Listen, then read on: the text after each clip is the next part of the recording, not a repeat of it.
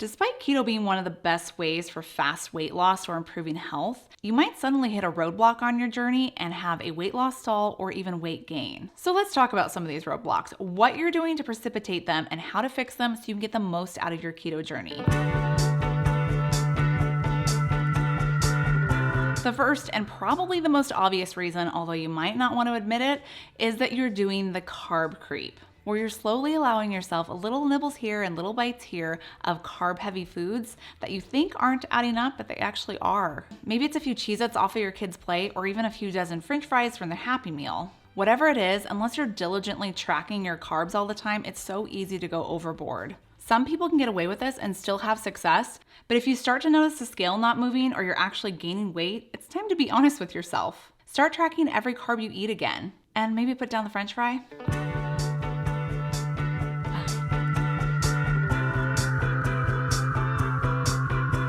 Another cause for stubborn weight loss is inflammation, specifically chronic inflammation. Inflammation can cause water retention, and you might notice that if you're ever puffy or bloated, especially after you eat. It can cause disturbances of hormones like cortisol and leptin, which can mess up your ability to know whether you're full or not. So then you eat more and more. Excess cortisol can lead to cravings for sources of quick energy like sugar, so you're gonna be craving sugary sweets. It also triggers insulin release, and anytime you have insulin release, it puts the brakes on burning fat for fuel. And any food that you have coming in, it stores it instead, mostly in the form of fat. So that's a problem too. Inflammation is not your friend, and if you're up to date in the health news, you know that inflammation is the underlying cause to many major health conditions, like heart disease, diabetes, cancer, arthritis, IBS, so many more.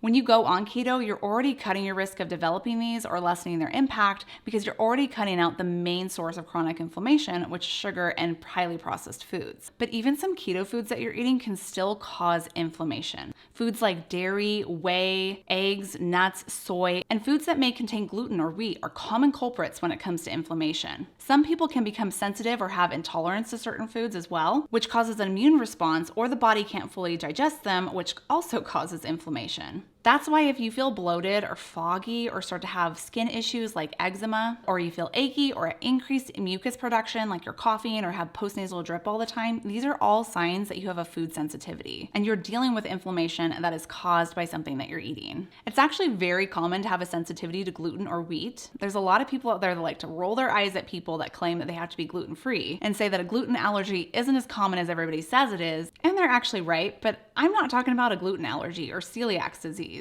True food allergies are less common and cause an immediate immune response. But food sensitivities initiate a different immune response that's delayed and lasts longer. So you could actually be sensitive to clean keto foods like beef, chicken, broccoli, Brussels sprouts, zucchini, avocado, berries, lemon, the list goes on.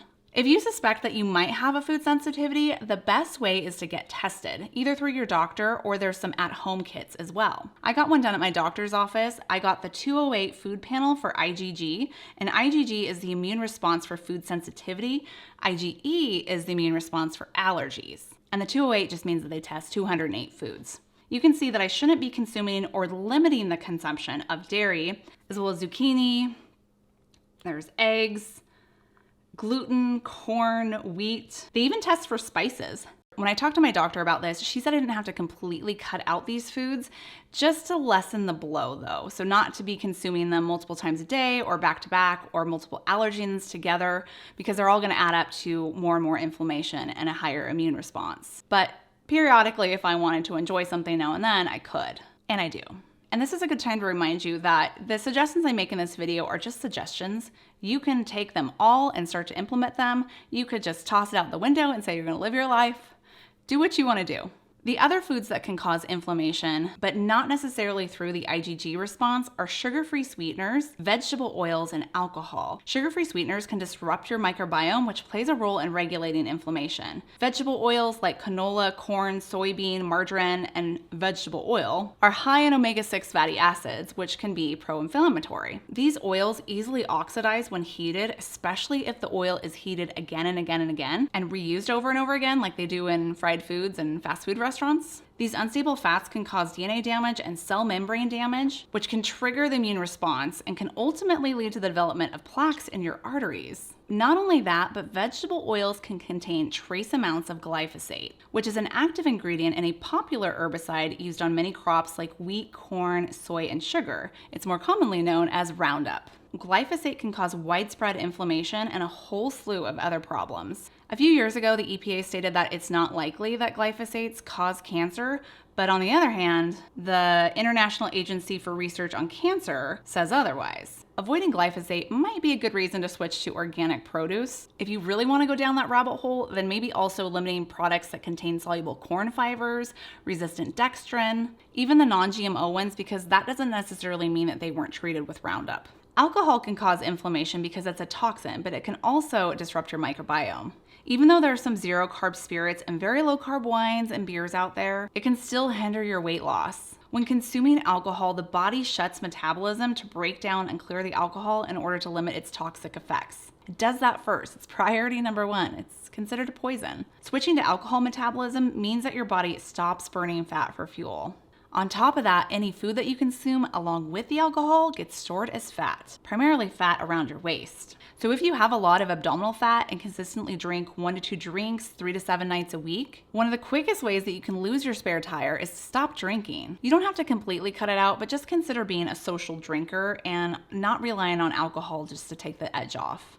If you do consume alcohol and end up drinking too much one evening and waking up feeling a little rough, hungover, with a headache, one of the best things that you can do is to rehydrate and replenish your electrolytes. I like to do that with Element Electrolytes, who is my sponsor for today's video. Most hangover symptoms are actually caused by dehydration and electrolyte loss. That's why people crave Taco Bell and McDonald's after they have a hard night of heavy drinking. It's because they want the salt. At least that's what I tell myself. Each packet of Element contains a science-backed electrolyte formula of 1,000 milligrams of sodium, 200 milligrams of potassium, and 60 milligrams of magnesium. It's free from added sugars or dyes and comes in a wide range of flavors.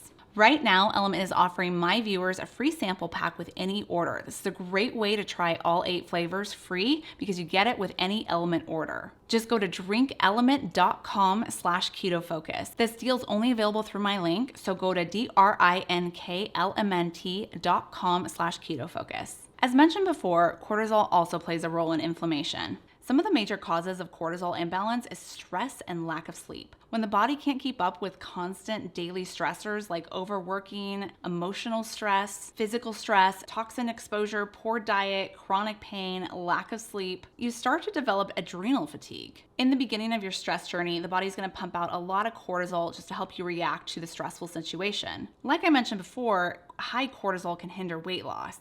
But after repeated constant stress and your adrenals are just burnt out and overly taxed, you start to produce less cortisol, which is not a good thing like you think it would be. You need a natural surge of cortisol in the morning to help wake you up and get your body going. It helps with your natural sleep cycle. With this adrenal burnout, you start to affect your other hormones as well. So it's no surprise that you start to see thyroid issues like low thyroid, estrogen dominance, and low testosterone in men and even women. And these hormone imbalances can further cause weight loss stalls or even weight gain. You can get your morning cortisol tested as well as all of your other hormones. And they can put you on medications to help rebalance those hormones. But probably one of the best things to do is if you focus on limiting those stressors, because it will help with those other hormonal issues too. This has actually been my problem for the last few years. Honestly, ever since I started this channel. My desire to grow my brand in this channel meant that I sacrificed sleep sometimes and was only getting 4 to 5 hours of sleep at night. I know it's crazy, but I would wake up at 3 a.m. just so I could edit a video before work. And I had constant pressure to do it all, from working as a pharmacist, being a mom, a good wife, a good daughter, a good friend. I had lost my mom to cancer. My adrenals were shot so much that my estrogen was so high, and I had developed adenomyosis, which is where the endometrial tissue grows into the uterine lining. My testosterone was so low, and not surprising, my morning cortisol is half of what it should be. It wasn't until I read this book by Dr. Nissa Jackson and started going to one of her clinics, which just happened to be the same town that I live in, that I realized what my problem was and how stress was actually starting to affect my health. It's been a process to get my hormones balanced because it's not as easy as just telling somebody to chill out or relax to deal with their stress. But there are things that I've done to help lessen the burden. The first is taking this supplement called Stress AM. It has a bunch of adaptogens in it, like ashwagandha, which helps the body to handle stress and lower inflammation.